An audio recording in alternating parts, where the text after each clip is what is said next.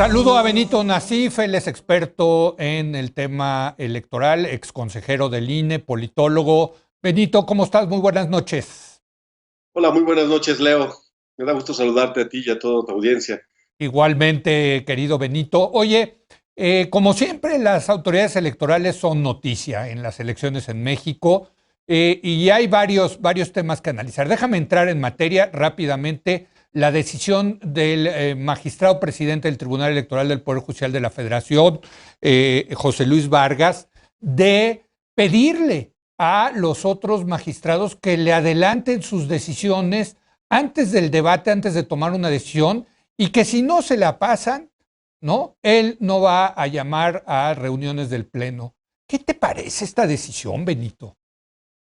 Bueno, en primer lugar es arbitraria, contraria al espíritu en el que funcionan los órganos colegiados como la Sala Superior del Tribunal Electoral, Leo, eh, y, eh, y muy probablemente ilegal, porque eh, las sesiones de la sala superior como órgano colegiado son sesiones donde antes de votar los Ujú. magistrados deliberan, ¿sí?, sobre la ponencia que se presenta. De manera que en la deliberación, pues lo que se busca es persuadir a tus pares para conseguir los votos que sostengan al proyecto o modificaciones al proyecto tal como se presenta. Entonces, eh, y por otro lado, las autoridades pues tienen prohibido prejuzgar, ¿sí?, antes de la deliberación y comprometerse a votar en un sentido cuando no han escuchado a sus pares. Por eso me parece completamente fuera de lugar lo que está proponiendo el magistrado presidente, y entiendo las razones por las cuales hay 5 de los 7 magistrados que se oponen a esa medida que no tiene sustento jurídico, Leo. Pero, ¿y a dónde va a llevar esto, Benito? Porque entiendo que evidentemente, que efectivamente, perdón, el magistrado presidente Vargas sí tiene el poder para no, para cancelar las sesiones del Pleno, lo cual, pues imagínate ahorita la gran cantidad de casos que tienen que resolver, Benito. Por supuesto, el presidente del tribunal es el que convoca las sesiones del Pleno, pero siempre hay reglas Sí. que, en caso de que no lo haga, una mayoría de integrantes de magistrados, de integrantes de la sala superior, pueden convocar o Ok. solicitar que se convoque a sesiones del Pleno. Entonces, yo estoy seguro que este impasse Mm. eh, lo van a resolver entre los magistrados y magistradas, de manera que un órgano tan importante como la Sala Superior, que es el órgano máximo dentro del Tribunal Electoral, pues pueda seguir operando de manera regular, atendiendo los importantísimos asuntos que tiene que resolver durante esta fase del proceso electoral.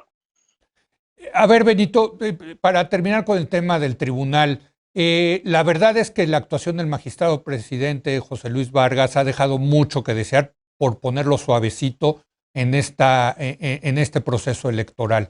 Eh, las personas cuentan y tener a una persona así que le está metiendo mucha atención al máximo tribunal en este caso, pues sí puede afectar el proceso electoral, ¿no te parece? Sí, es correcto, Leo. De hecho, lo está afectando ya desde Sí. ahora al propiciar esta crisis en el funcionamiento de la sala superior. Y creo que pues los integrantes de la sala superior tienen que encontrar la manera de resolver este asunto.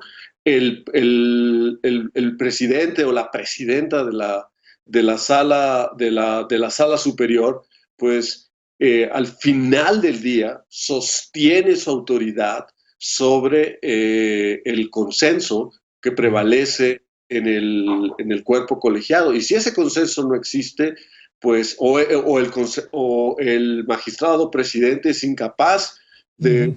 de producirlo y sostenerlo, pues probablemente alguien más debe ocupar su lugar. Por cierto, te había hecho la última pregunta, pero me surgió esta. El Pleno podría cambiar, ¿no?, a su magistrado presidente. Claro, el Pleno lo nombra, el Sí. Pleno lo puede cambiar, sí. Sí, no es como el INE, que es la Cámara de Diputados la que nombra al consejero, al consejero presidente del instituto, ¿no? Sí, operan de manera diferente el INE y el tribunal. En el Sí. caso del INE, es la Cámara de Diputados Mm. quien nombra al consejero presidente. En el caso del tribunal, el nombramiento es una elección Ujú. en la que votan sus pares. Sí. Es producto de una elección interna en el cual sus pares son quienes deciden por mayoría quién presidirá Mm. la sala superior.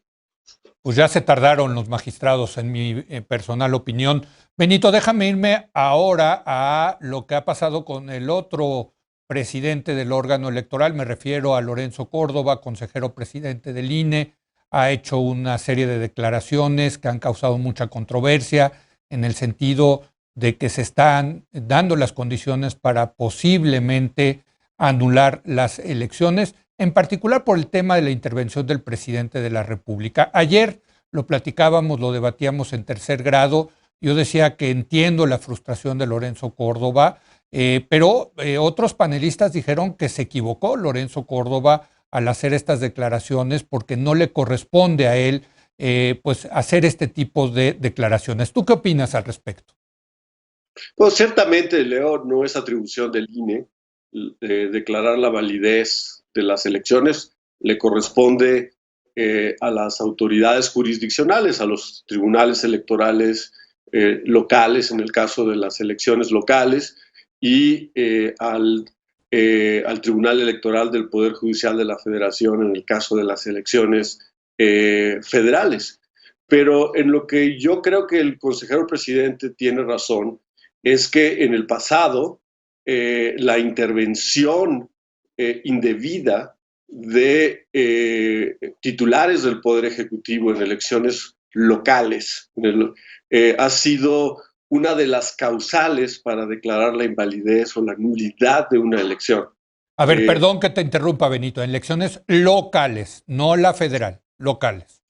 Y en el caso de las elecciones federales, Leo, Uh-huh. la elección del 2006, las intervenciones del presidente Fox fueron Sí. valoradas por el Tribunal Electoral y dijeron con mucha contundencia que pusieron en riesgo la Sí, validez de la elección, aunque correcto. no las consideraron suficientemente graves.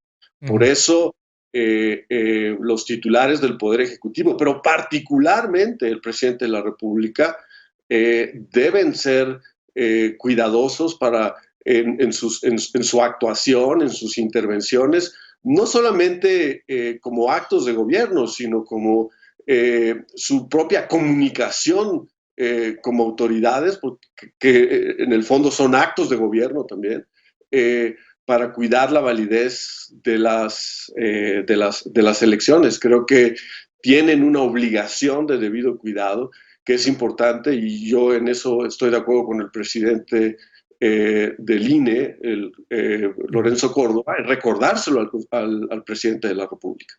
Me queda un minuto, Benito, para una pregunta más.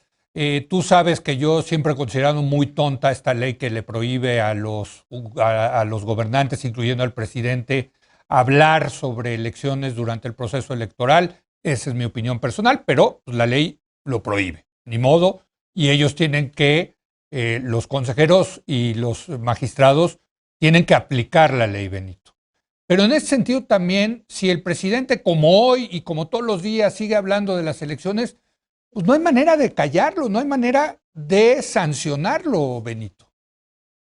Bueno, el INE no es la autoridad encargada de hacerlo, ¿sí?